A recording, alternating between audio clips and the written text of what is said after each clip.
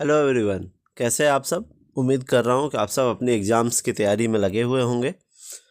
आज का जो हमारा क्वेश्चन है बहुत ही इम्पोर्टेंट है। इससे हर एग्ज़ाम में एक ना एक प्रश्न देखने को मिलता है। वो संबंधित है रॉलेट एक्ट 1919 से। ठीक है, तो क्वेश्चन है हमारा, why did Gandhi ji decide to launch a nationwide satyagraha against the proposed Rowlatt Act 1919, explain.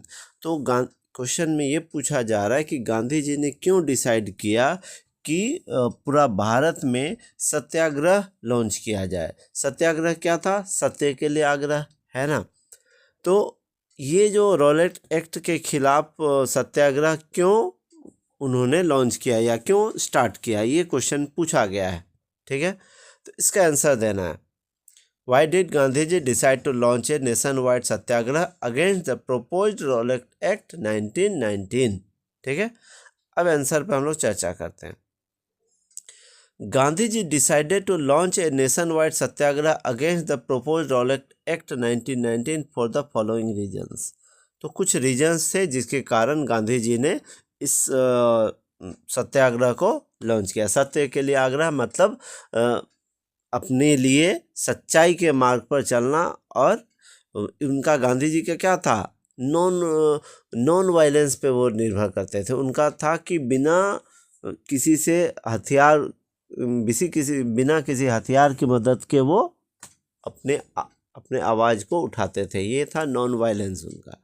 ठीक है, तो अब हमारा जो ऑप्शन है इसमें बताया गया है, Rowlatt act was passed through the Imperial Legislative Council on report of the Sedition Committee headed by the Justice Rowlett। तो जस्टिस रॉलेट कौन थे? उस समय के जो न्यायाधीश थे वो थे जस्टिस रॉलेट। उनका पूरा नाम था सिडनी रॉलेट। ठीक है, तो सिडनी रॉलेट जो हैं उन्होंने रॉलेट एक्ट को बनाया था। ठीक है, और उस रॉलेट एक्ट को काला कानून भी कहा गया था। काला कानून किसने कहा था? महात्मा गांधी ने कहा था। महात्मा गांधी ने इसे ब्लैक एक्ट भी कहा है, ये याद रखिएगा। ठीक है, अगला टॉपिक है, अगला पॉइंट है, it was the black act which gave the government and the people to repress political activities and allowed detention of political prisoners without trial for 2 years। इस रॉलेट एक्ट में क्या था कि ये काला कानून था। ठीक है, which gave the government and people to repress political activities. सरकार को अंग्रेज अधिकारी लोग जो थे उनको पावर मिल गया था कि पॉलिटिकल एक्टिविटीज जो हो रहे थे उनको दबा दिया। जो नए जो विरोधी सामने आ रहे थे, जिन पर अंग्रेज़ों को शक होता था कि ये हमारे कामकाज में विघ्न डाल सकता है, ये हमें परेशान कर सकता है, तो अंग्रेज अधिकारी क्या करते थे? उन लोगों को बिना ट्रायल कहने का मतलब यह है बिना उसे कोर्ट में पेश किए।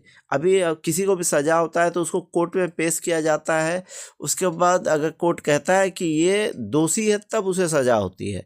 लेकिन यहाँ पर क्या रॉलेट एक्ट में था कि बिना उसे कोर्ट में ले जाए सरकार अपने से फैसला कर लेती थी कि इसको जेल में डालना है, उसे 2 साल तक के लिए जेल में डाल सकती थी। तो इस कानून को ही काला कानून भी कहा गया है। ठीक है, third point, the act was passed despite the United opposition of the Indian members of the council. तो इंडियन मेंबर्स जो थे काउंसिल के, वो इसका विरोध भी कर रहे थे कि ये गलत कानून है। ठीक है, बहुत लोगों ने इसका विरोध किया, इसके बावजूद इस कानून को पास कर दिया गया था। तो इसलिए जो भारतीय लोग थे इसके खिलाफ थे और गांधी जी भी इसके खिलाफ थे। This act become one of the factor due to which Gandhi ji launch a non cooperation movement. तो गांधी जी ने इसके बाद नॉन कोऑपरेशन आंदोलन स्टार्ट कर दिया। नॉन कोऑपरेशन मूवमेंट कहने का मतलब असहयोग आंदोलन। इसी के बाद असहयोग आंदोलन भी स्टार्ट हुआ था। तो 1919 को ये रॉलेट एक्ट बहुत ही इम्पोर्टेंट। इसी के बाद आपका जालियांवाला बाग हत्याकांड भी हुआ था, इससे संबंधित है। तो रोलेट एक्ट से हर एग्जाम में एक नया क्वेश्चन देखने को मिलता है, या तो जालियांवाला बाग से या रोलेट एक्ट से। तो ये था रोलेट एक्ट के विषय में कंप्लीट जानकारी। तो अगर इसको आप यूजफुल समझते हैं तो चैनल को ज़रूर सब्सक्राइब कीजिए, दोस्तों के साथ भी शेयर करें ताकि उनको इस क्वेश्चन का आंसर आसानी से मिल सके। और अगर पसंद आता है तो लाइक करना ना भूलें। धन्यवाद।